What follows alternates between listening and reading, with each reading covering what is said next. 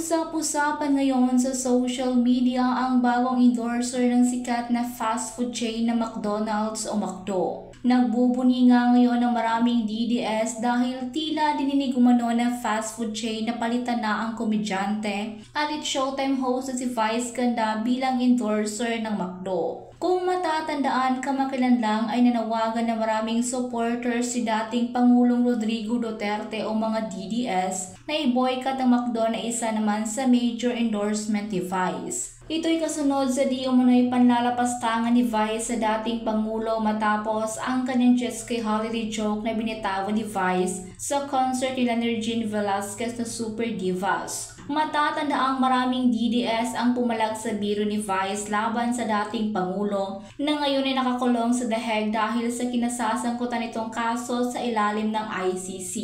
Kaya naman tila nagbubuni ngayon ang maraming DDS matapos silang mapag-alaman na may bagong endorser na ang McDo. Siya nga ay walang iba kundi ang kapuso actress at international fashion icon na si Heart Evangelista. Sa kanyang social media nitong August 15, masayang ibinahagi ni Heart sa kanyang milyon-milyong followers ang kanyang bagong endorsement. Ipinasilip ni Heart ang ilang behind-the-scene photos ng kanyang advertisement kung saan makikita ang nakasuot siya ng dilaw na damit at nasa loob ng McDo. Ayon pa kay Heart, para sa batang sarili niya ang bagong endorsement na ito na matagal na nga niyang pangarap.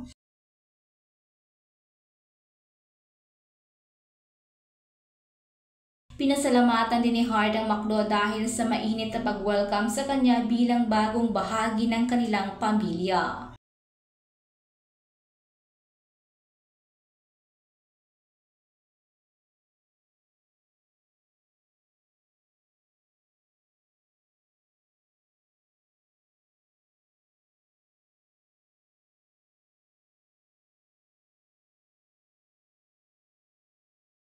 Dahil dito ay malakas nga ang kutob ng marami na tinanggal o pinalitan na si Vice bilang endorser ng McDo kasunod ng panawagan ng mga DDS. Gayunpaman, hindi pa malinaw at wala pang pahayag ang kumpanya at maging si Vice kung tinanggal o pinalitan nga ba siya ni Heart bilang endorser ng McDo. Samantala, makikitang masayang-masaya ang mga DDS kung sakaling totoong pinalitan na ng McDo si Vice bilang endorser nila.